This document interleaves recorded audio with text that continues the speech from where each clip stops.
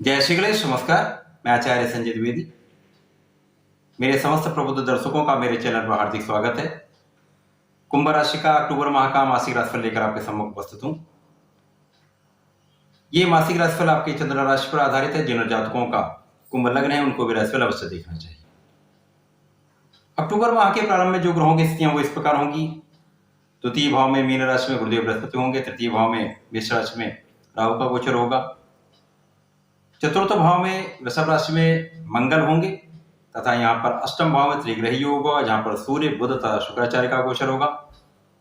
नवम भाव तुला राशि में केतु होंगे तथा यहाँ पर दसम भाव में वृश्चिक राशि में प्रारंभिक समय में चंद्रमा का गोचर होगा तथा द्वादश भाव में स्वयं लग्नेश शनिदेव होंगे। ये संपूर्ण ग्रह स्थितियां। इसके पश्चात मंगल का राशि परिवर्तन होगा। मंगल 15 अक्टूबर को अपनी राशि का परिवर्तन करके चतुर्थ से पंचम भाव में प्रवेश करेंगे। 17 अक्टूबर को सूर्यदेव का राशि परिवर्तन होगा। सूर्यदेव अष्टम भाव से निकलकर नवम भाव में प्रवेश करेंगे तथा 18 अक्टूबर को शुक्राचार्य का राशि परिवर्तन होगा। शुक्राचार्य सूर्य के साथ नवम भाव में केतु के साथ त्रिग्रही योग बनाएंगे। इसी माह में 26 अक्टूबर को बुध का भी राशि परिवर्तन होगा। बुध अष्टम भाव से निकलकर नवम भाव में चतुर्ग्रही योग का निर्माण करेंगे। इसी माह में जो लग्नेश हैं वो जो अभी वर्तमान में वक्रीय अवस्था में है वो मार्गीय अवस्था में आएंगे, जिससे इस लग्न को, इस राशि को बहुत बल मिलने वाला है। जो प्रारंभिक स्थितियां हैं उसको देखते हुए जो लग्नेश का द्वादश में गोचर होना, यद्यपि ये स्वयं की राशि है, कोई भी ग्रह त्रिक भाव में निर्बल हो जाता है, उसका प्रभाव क्षीण होता है, जिसके कारण निश्चित रूप से कुछ न कुछ समस्याएं अवश्य आती है। तो यहाँ पर मानसिक तनाव हो सकता है, यहाँ पर कुछ स्वास्थ्य समस्याएं हो सकती हैं, छोटी मोटी स्वास्थ्य समस्याएं अवश्य होंगी। परंतु चूंकि लग्नेश है तो यहाँ पर आपकी रक्षा भी होगी, कोई बड़ी समस्या नहीं होने वाली है।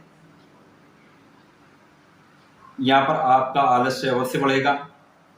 काम को टालिए नहीं, काम को त्वरित संपादित करिए। आलस्य पर नियंत्रण रखिए। यदि आप ऐसा करते तो बहुत कोई समस्या नहीं होगी।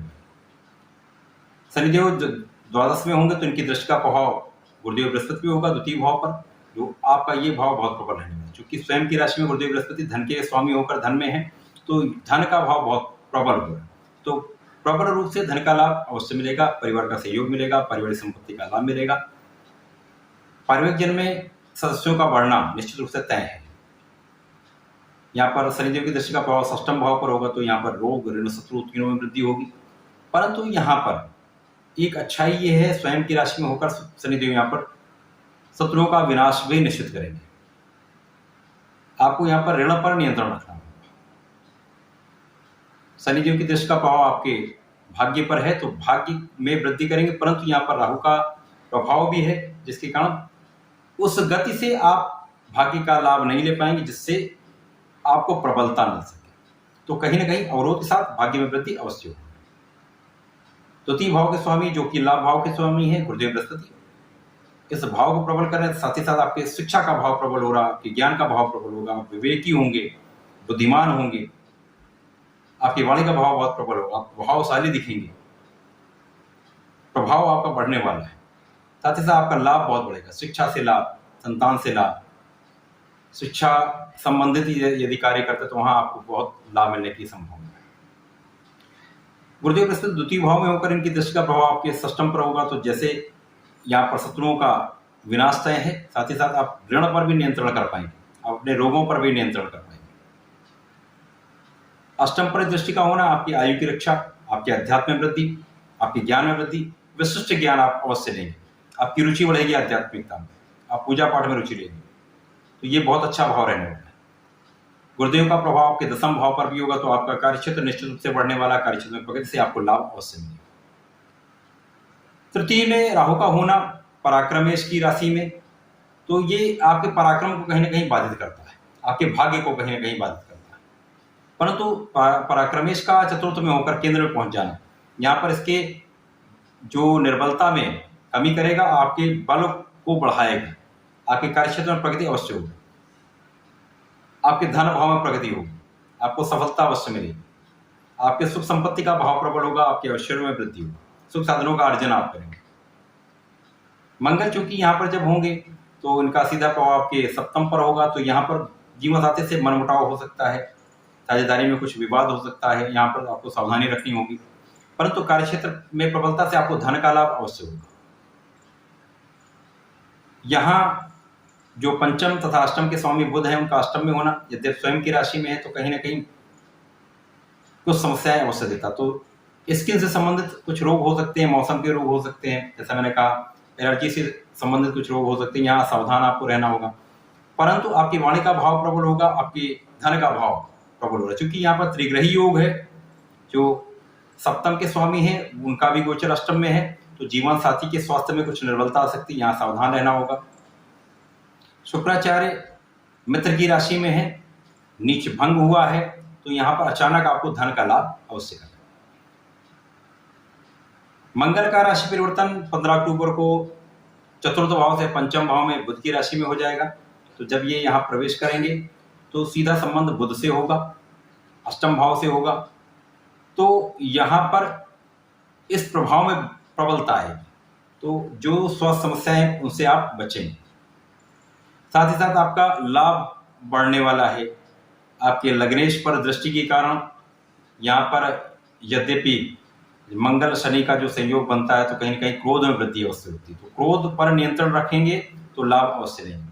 तो आपको विदेश से लाभ मिलेगा, कानूनी समस्याओं से आप मुक्ति पाएंगे, शत्रुओं पर विजय 100% पाएंगे।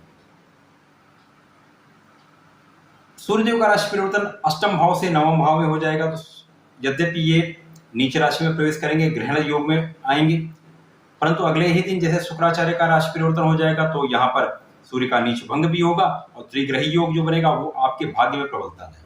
तो जो भाग्य में निर्बलता आ रही थी उनमें अब उतनी निर्बलता नहीं होगी। यहाँ पर सूर्य तथा शुक्र का प्रभाव आपके भाग्य को प्रगति देगा, भाग्योन्नति कराएगा, आपको धन का लाभ कराएगा, आपके परिवार में वृद्धि कराएगा, आपके परिवार का पूरा सहयोग रहेगा, आपके पराक्रम में वृद्धि से आप धन का अर्जन करेंगे, आपके कार्यक्षेत्र में प्रगति होगी, कार्य से लाभ मिलेगा।